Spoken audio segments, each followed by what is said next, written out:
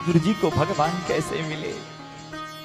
श्री सुखदेव जी महाराज राजा परीक्षित के मुख से विदुर जी का नाम जब सुना ना, थोड़े मौन हो गए और मौन होकर कहा, राजन, जब कौरवों और पांडवों में युद्ध तय हो गया, कौरवों और पांडवों के भीतर लग गया कि युद्ध होने वाला है, उस समय भगवान कृष्ण को पता था कि युद्ध होगा, लेकिन भगवान ये भी जानते थे कि कहीं ऐसा ना हो जाए दुनिया वाले भविष्य में ये ना कह दे कि भगवान कृष्ण चाहते तो युद्ध को टाल सकते थे।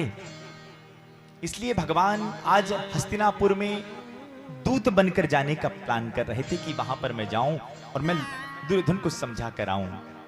उससे पूर्व एक दिन की बात है सजनों, विदुर जी महाराज धृतराष्ट्र महाराज को एकांत पाकर अपने बड़े भैया को प्रणाम किया और प्रणाम करके कहा, भैया एक बात कहूं आपसे, अन्याय की बेल पर कभी अमृत का फल नहीं लगता है भैया।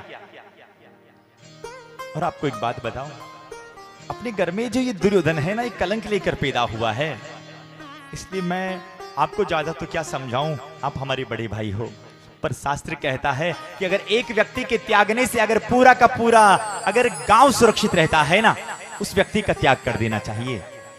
और एक गांव का त्याग करने से अगर पूरा का पूरा देश सुरक्षित रहता है तो शास्त्र ये कहता है उस गांव का त्याग कर देना चाहिए।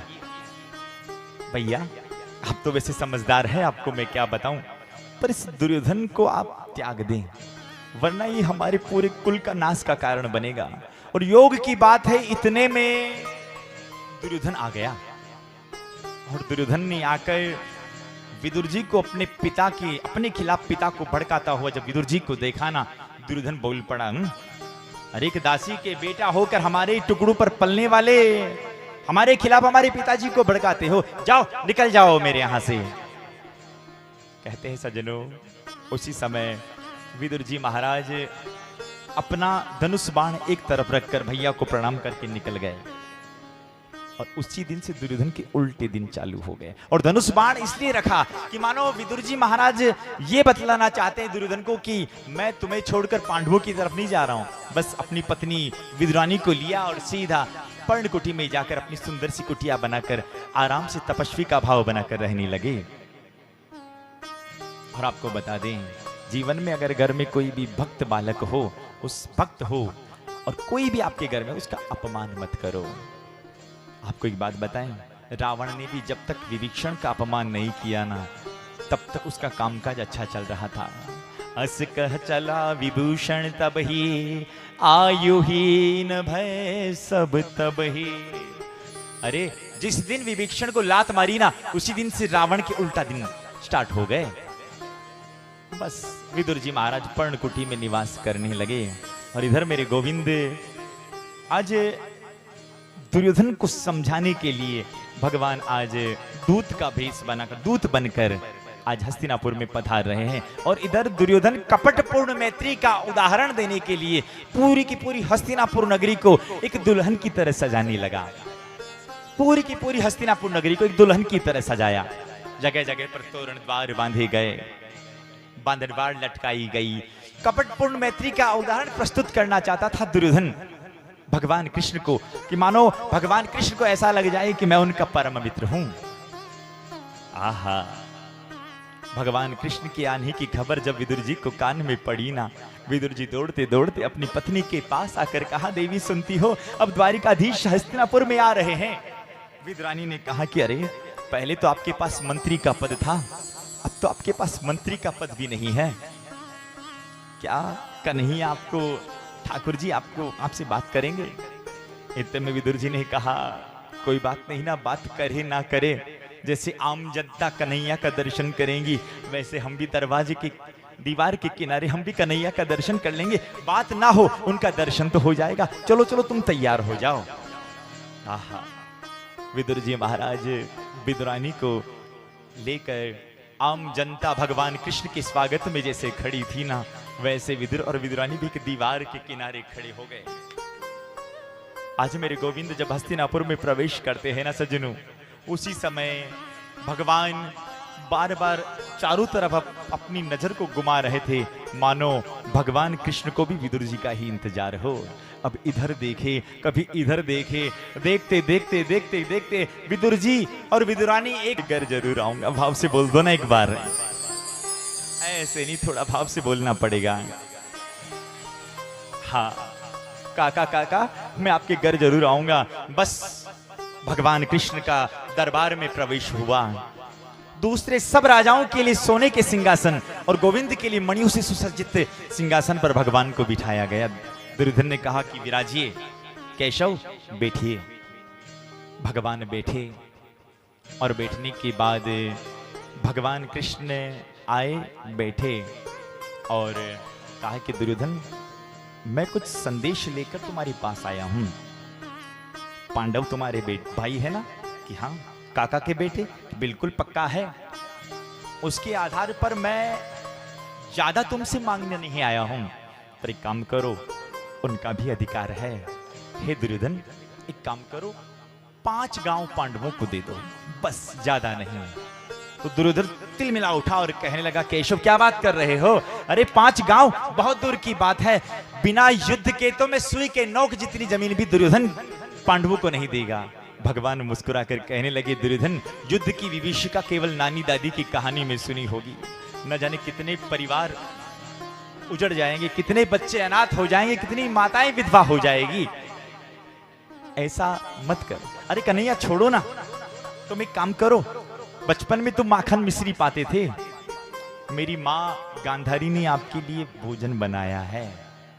बचपन में तो आप गोपियों के साथ नाचा करते थे ना, आज मैंने विदेश से आपके लिए अप्सराएं मंगाई है, विदेश से नृत्यांगनाएं हैं, वैसी आप उनका बिल्कुल उनका नृत्य देखिए। उसी समय आज भगवान मुस्कुराने लगे। वारे दुर्योधन, कौन कहता है तू दुर्योधन हो? तुम तो सुयोधन हो, सुयोधन। पर दुर्योधन मैं तुम्हें बता दूं, कोई किसी की यहां केवल 3 कारणों से भोजन करता है। पहला, अभाव में। अगर कोई भूख लगी हो और कोई मनोभार कर ले कि लो भोजन पालो, तो हम उस अभाव में उसके यहां भोजन करते हैं। और दूसरा, प्रभाव में। किसी की पद प्रतिष्ठा समाज में अच्छी हो और वो घर पर आकर आपको निमंत्रित करे, और तो हम उसके प्रभाव को देखकर भोजन करते हैं। और तीसरा, अगर भोजन कराने वाले के मन में भाव होना, हम सारी बातें छोड़कर उसकी यहाँ भोजन करते हैं। तो देख दुर्योधन, ना मुझे कोई ऐसा अभाव है कि मैं तुम्हारे यहाँ भोजन करूं, और ना तेरा कोई ऐसा प्रभाव है मैं तेरे यहाँ भोजन करूं, और भाव की तो तुझमें नितांत कमी है रे। देख दुर्योधन, ना मैं अभाव में भोजन करता हूं, ना मैं प्रभाव में भोजन करता हूं, मैं तो सिर्फ और सिर्फ भक्त के भाव में भोजन करता हूं, सिर्फ और सिर्फ भक्त के भाव में भोजन करता हूं।